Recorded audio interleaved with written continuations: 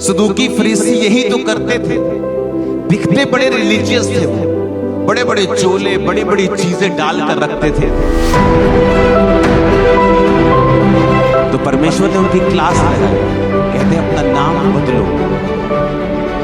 ये वही सदूकी फरीसी हैं जिसके बारे में यीशु ने कहा कि ये मच्छर को तो छान लेते हैं, ऊंट निकल जाता है। पहला कुरिन्थिया, उस वचन को हम अपनी स्क्रीन के ऊपर पढ़ेंगे। 15 अध्याय उसकी 36 आयत। हे निर्बुद्धि, जो कुछ तू बोता है जब तक कि वो ना मरे जिलाया नहीं जाता। सब बोलो आमीन। कहता जब तक वो ना मरे। अब आप लोग अपनी इच्छाओं के लिए मर चुके हैं कि नहीं मर चुके हैं? एक व्यक्ति अगर बदला लेना चाहता है, वो मरा हुआ नहीं है। बहुत से लोग बोलते तो हैं मैं पास्टर हूं, मैं ये हूं, मैं बिशप हूं, पर वो अगर आप बदला ले रहे हैं तो एक्चुअल में आप जीवित हैं, मरे नहीं हैं। और कहता जब तक तू मरेगा नहीं, तू जिलाया नहीं जाएगा। कहता अगर तू अपनी स्वाभाविक देह को मार देगा और बो देगा, जब तुरही फूंकी जाएगी तो तू जी उठेगा एक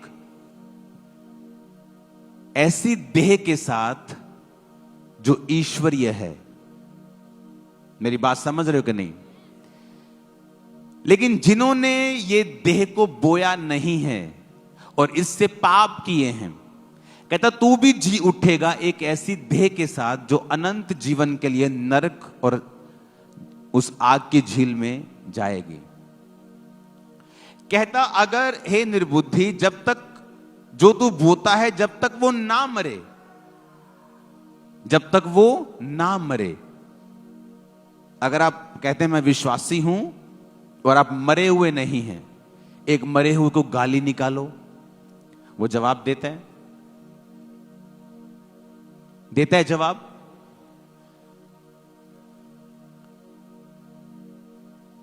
क्योंकि वो मर चुका है। उसने कहा अपने आप को पाप के लिए मरा हुआ समझो। इसीलिए मरा हुआ व्यक्ति अपना बदला नहीं लेता। मेरा बदला जब परमेश्वर लेता है तो वर्ल्ड देखता है, आपने देखा है, वो दुनिया देखती है कि ये बदला नहीं लेता, लेकिन जब खुदा इसका बदला लेता है तो पूरी दुनिया में मैसेज घूमता है।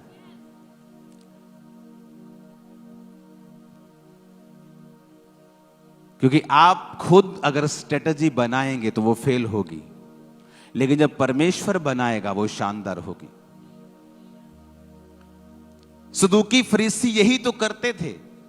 दिखते बड़े रिलीजियस थे वो, बड़े बड़े चोले, बड़ी बड़ी चीजें डालकर रखते थे। तो परमेश्वर ने उनकी क्लास लगाई। कहते अपना नाम बदलो।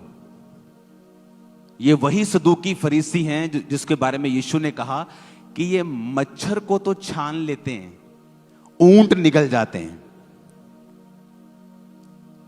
ये नहीं कहेंगे पाप छोड़ो, व्यभिचार छोड़ो, अपने शादियों में डीजे बजाना छोड़ो, प्रॉपर्टीज अपने चर्च की बेचना, खाना छोड़ो, ये नहीं बोलेंगे। ये चोरी छोड़ो, ये नहीं बोलेंगे। यीशु मसीह के नाम को बेचना छोड़ो, नहीं बोलेंगे। नाम बदलो। ये मच्छर को तो छान देंगे, पर ऊंट क्या करेंगे? निकल जाएंगे। ऊंट गया, और मच्छर को छान देंगे। जीसस ने कहा ऐसे लोग जो ऊपर से तो धर्मी दिखाई देते हैं, ये उन कब्रों के समान हैं जो ऊपर से तो सुंदर हैं लेकिन अंदर गंदगी से भरी हुई हैं। ये वो लोग हैं जो अंदर गंदगी से भरे हुए हैं, अंदर नफरत है, सेवकाइयों को गिराने की नफरत अंदर भरी हुई है, मलिनता, क्रोध, विरोध। और जीसस ने कहा ऐसों से सावधान रहना, इन काट कूट करने वालों से चौकस रहना, क्योंकि ये मच्छर को तो छान लेंगे लेकिन ऊंट निकल जाएंगे। हालेलुया। जब एक पौधा लगाया जाता है वो धीरे धीरे फलता है, धीरे धीरे जब वो फलता है, वो पेड़ बन जाता है, फिर वो फल लाता है। हालेलुया। आप जब मसीह में आते हैं, एक गिलास को, अगर गंदे गिलास के पानी को साफ गिलास के नीचे रख दो, तो परमेश्वर उसे कभी भी उंडेल के साफ नहीं करता। वो गंदे पानी को आप साफ पानी के नीचे रखो, धीरे धीरे गंदा पानी बाहर निकलता जाता है। आप एक व्यक्ति को कभी ऐसे नहीं बदल सकते कि ये भी चेंज कर, ये भी चेंज कर। आप परमेश्वर को मौका देंगे, जब वो चर्च में आएगा धीरे धीरे वो होगा। कभी वो पाप छोड़ेगा, कभी गुनाह छोड़ेगा, धीरे धीरे अपनी लाइफ को बदलेगा। इस तरह से परमेश्वर कार्य करता है, जिस तरह पानी फिर साफ होता जाता है और एक समय के ऊपर पूरा साफ हो जाता है और पीने योग्य हो जाता है। ये वो लोग हैं जो लोगों से जबरदस्ती करना चाहते हैं। आप एक बूटे को अगर 100 लीटर पानी इकट्ठा दे देंगे कि वो जल्दी फल लाए, वो सूख जाएगा, सड़ जाएगा, फल नहीं लाएगा। ये वो लोग हैं जो पवित्र आत्मा को मौका नहीं देना चाहते कि वो एक व्यक्ति की लाइफ में खुद कार्य करे।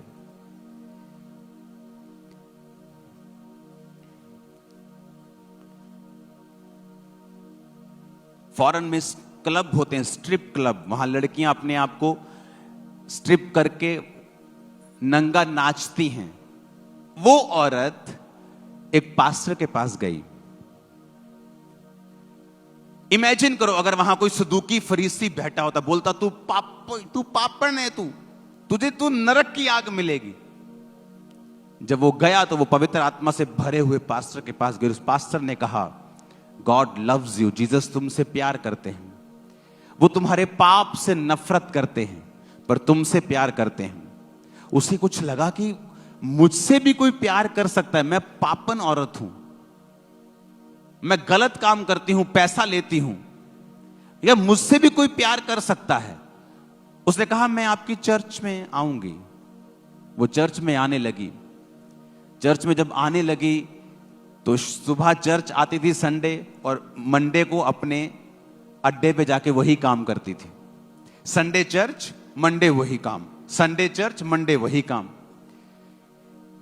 और ये काफी दिन चलता रहा, महीने चलता रहा। एक दिन चर्च आई और उसने कहा अपने, मैं आज मुझे पास्टर से बात करनी है। तो उसने अपने पास्टर को पूछा, कहती मैं आपसे बात करना चाहती हूँ। कहता क्या?